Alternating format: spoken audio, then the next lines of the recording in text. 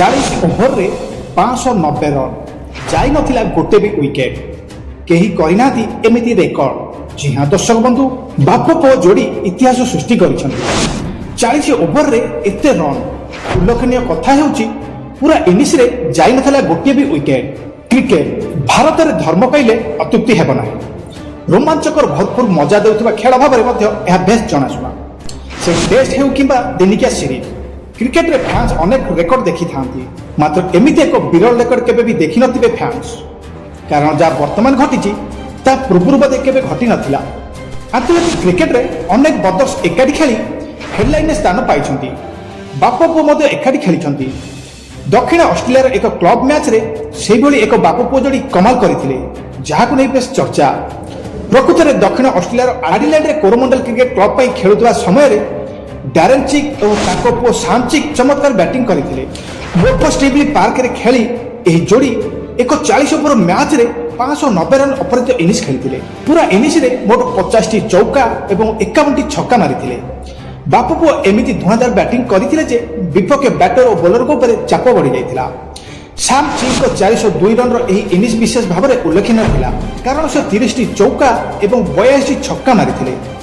ଏହାକୁ 40 ଓଭର କ୍ରିକେଟରେ ବିଶ୍ୱ ରେକର୍ଡ ଅପେକ୍ଷା ଆଶ୍ଚର୍ଯ୍ୟଜନକ ବୋଲି ବିବେଚନା କରାଯାଏ। ସାମ୍ ଯିଏକି 132 ବଲ୍ରେ ଏହି ସ୍କୋର ହାସଲ କରିଥିଲେ, ଯେତେବେଳେ କି ଡ୍ୟାରେନ୍ 108 ବଲ୍ ଖେଳିଥିଲେ। ଏହି ଯୋଡ଼ିକୁ ନେଇ ସୋସିଆଲ ମିଡିଆରେ ବେଶ୍ ଚର୍ଚ୍ଚା ଜୋର ଧରିଛି। ଇନଷ୍ଟାଗ୍ରାମ ଓ ଫେସବୁକରେ ଲୋକମାନେ ଏହାକୁ ପାର୍ଟନରସିପ୍ ପ୍ରାପ୍ତ ଏକ ବୋଲି କହୁଛନ୍ତି। କ୍ଲବର ଫେସବୁକ୍ ପେଜରେ ଲାଇଭ୍ ଅପଡେଟ୍ ଏବଂ ଫଟୋ ମଧ୍ୟ ସେୟାର କରାଯାଇଥିଲା, ଯେଉଁଥିରେ ପ୍ରଶଂସକମାନେ ସେମାନଙ୍କୁ ପ୍ରଶଂସା କରିଥିଲେ। 40 ଓଭର ମ୍ୟାଚରେ ଏତେ ରନ୍ ସ୍କୋର କରିବା ସହଜ ନୁହେଁ, କିନ୍ତୁ ଏଠାରେ ଉଭୟ ବ୍ୟାଟ୍ସମ୍ୟାନ୍ ପ୍ରତ୍ୟେକ ବଲ୍ର କଡ଼ା ଜବାବ ଦେଇଥିଲେ, ଯାହାକୁ ନେଇ ସବୁଆଡ଼େ ବର୍ତ୍ତମାନ ଚର୍ଚ୍ଚା ଆଉ ବିଶ୍ୱ ରେକର୍ଡ ସ୍ଥାପନ ହୋଇଛି। ଜି ହଁ ଦର୍ଶକ ବନ୍ଧୁ, କ୍ରିକେଟରେ ଆପଣମାନେ ଏମିତି ରେକର୍ଡ ଦେଖିଥିବେ ଯିଏକି ଅନେକ ରେକର୍ଡ ସୃଷ୍ଟି ହୁଏ, ଅନେକ ରେକର୍ଡ ଭାଙ୍ଗେ, କିନ୍ତୁ କ୍ରିକେଟରେ ଏମିତି ବିରଳ ରେକର୍ଡ ଯିଏକି 40 ଓଭରରେ 590 ରନ୍ କରିଛନ୍ତି। ଆପଣ ଜାଣିଲେ ଆଶ୍ଚର୍ଯ୍ୟ ହୋଇଯିବେ। 50 ଓଭର ନୁହେଁ କି 60 ଓଭର ନୁହେଁ, ମାତ୍ର 40 ଓଭର ଆଉ 590 ରନ୍। ଆଉ 2 ଜଣ ବ୍ୟାଟ୍ସମ୍ୟାନ୍ ହିଁ ଏହା କରିଛନ୍ତି ବାପ ପୁଅ ଯୋଡ଼ି।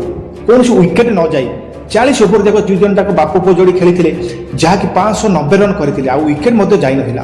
ବିପକ୍ଷ ଟିମ୍ ଯିଏକି ତାଙ୍କ ମୁଣ୍ଡ ଖରାପ ହୋଇଯାଇଥିଲା।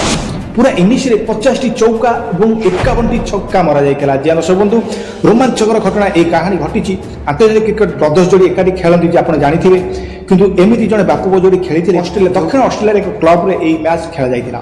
ଦକ୍ଷିଣ ଅଷ୍ଟ୍ରେଲିଆରେ ଆଡିଲେଡ କୋରୋମଣ୍ଡଲ କ୍ଲବ ପାଇଁ ଖେଳୁଥିବା ସମୟରେ ଡ୍ୟାରେନ୍ ଚିକ୍ ଓ ତାଙ୍କ ପୁଅ ସାମ୍ ଚିକ୍ ଚମତ୍କାର ବ୍ୟାଟିଂ କରିଥିଲେ। ଜି ହଁ ଦର୍ଶକ ବନ୍ଧୁ, 40 ଓଭରରେ 590 ରନ୍। ଆପଣ ଜାଣିଲେ ହୋସ୍ ଉଡ଼ିଯିବ, କିନ୍ତୁ ଏ କଥାଟା ସତ, ଏମିତି ଘଟିଛି। ମାନେ ବର୍ତ୍ତମାନ ଚାରିଆଡ଼େ ବି 2 ଜଣଙ୍କ ବ୍ୟାଟ୍ସମ୍ୟାନଙ୍କ ବାହାବା ଶୁଣିବାକୁ ମିଳୁଛି। ଜି ହଁ ଦର୍ଶକ ବନ୍ଧୁ, ତ ଅପଡେଟ୍ ଯଦି ଆପଣମାନଙ୍କୁ ଭଲ ଲାଗିଥାଏ ତ ଗୋଟେ ଲାଇକ୍ କରିବେ, ଗୋଟେ ଜ୍ୟାଦା ସେୟାର କରିବେ, କାରଣ ଏଇଭଳିଆ କ୍ରିକେଟ କଣ୍ଟେଷ୍ଟ ସର୍ବପ୍ରଥମେ ମୋ ଚ୍ୟାନେଲ ସ୍ମାଇଲ୍ ବଡ଼ି କ୍ରିକେଟରେ ଆପଣମାନେ ଦେଖିବାକୁ ପାଇବେ।